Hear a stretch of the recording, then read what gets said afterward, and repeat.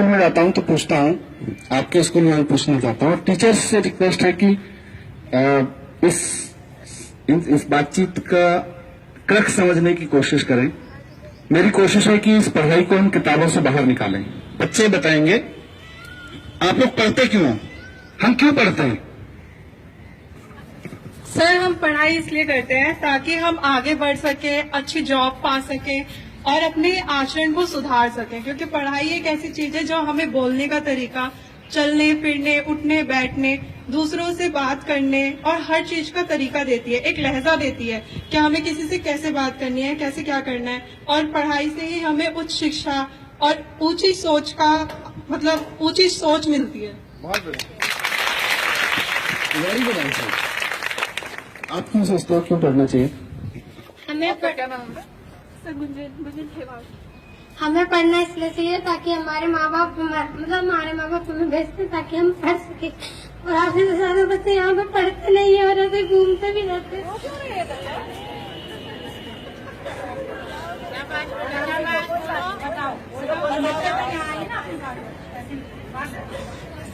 Sir, जैसे कि आपने बोला, हम अपने बच्चे से पूछते हैं कि आप हमारे संग खेले, जो हमारे माँ बाप ऐसे हमसे खेलते भी नहीं है, और अगर हम उनसे कुछ बोले तो उनके पास ही टाइम नहीं रहता, वो हमारे पास कहाँ से टाइम रहेगा।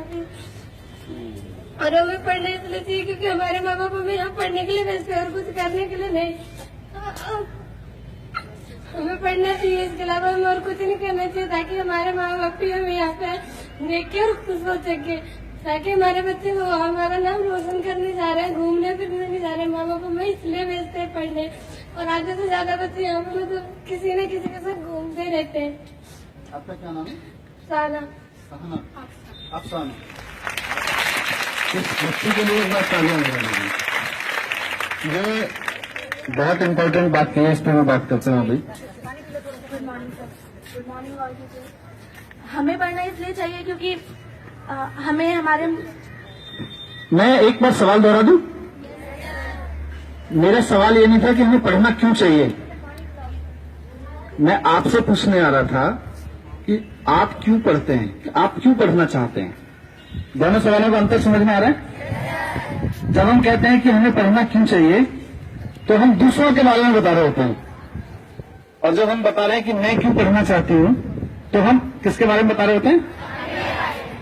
सवाल समझ में आ गया। मैं इसलिए पढ़ना चाहती हूँ क्योंकि मुझे इस देश के लिए कुछ करना है, अपनी फैमिली के लिए कुछ करना है, और इस देश में जो भी गड़बड़ियां उनको सुधारना है। और हमें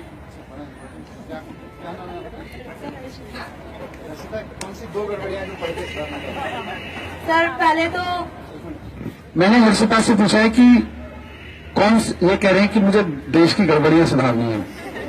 अच्छी बात है, तो अब हम तय कर लेते हैं कौन सी दो गड़बड़ियां हर्षिता सुधारेंगी, बाकी लोग सुधार लेंगे। ठीक होगा ना।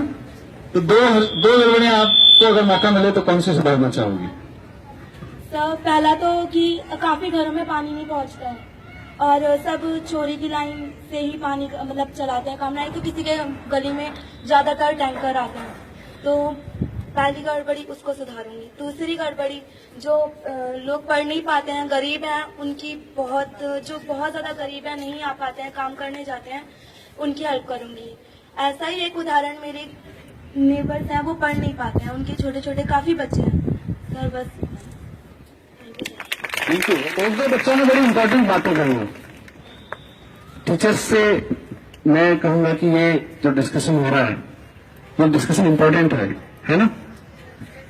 बच्चों के साथ एक बार क्लासेस में बुक्स को किनारे रख के, सारे सिलेबस को किनारे रख के, मुझे लगता है कम से कम महीने में एक बार ऑफ द बुक्स डिस्कशन होना चाहिए। नॉर्मली मैं देखता हूं जब जाता हूं स्कूल्स में तो हर टीचर के 40-50 बच्चों में से 10-12 बच्चों के साथ इस तरह के इंटरेक्शन हो रहे होते हैं, हर टीचर के हो रहे हैं। लेकिन प्रॉब्लम 10-12 होना अच्छी बात है, पर अगर आपके पास 40-50 बच्चे हैं तो सबके साथ होना जरूरी है। जब तक सबके साथ नहीं होगा तब तक वो माहौल में, वो तो बाई चांस है किन 10-12 बच्चों के साथ होता है, वो मैटर ऑफ चांस है। हर साल आपके 10-12 बच्चों से ये इंटरेक्शन होता है अपनी क्लास में। लेकिन जब ये जरूरी है कि सबके साथ हो, तो आपको किताब बंद करके थोड़ी देर एक दिन के लिए सिलेबस किनारे करके ये डिस्कशन करने की जरूरत है कि नहीं? अभी आपने देखा बच्चे जब अपने आप को एक्सप्रेस करने पे आते हैं तो किस किस हद तक जा सकते हैं, क्या क्या सोचते हैं। तो एक बार जो अफसाना ने बोला, क्योंकि बच्चों से हमारी बात नहीं हुई कि वो पढ़ना क्यों चाहते हैं या उनके मन में सपना क्या है, और बस हम बिना उस सपने को जगाए पढ़ाने में लगे हुए हैं। तो मेरा रिक्वेस्ट है कि एक बार इस पर भी बात की जाए और थोड़ा खुल के बात की जाए बच्चों से।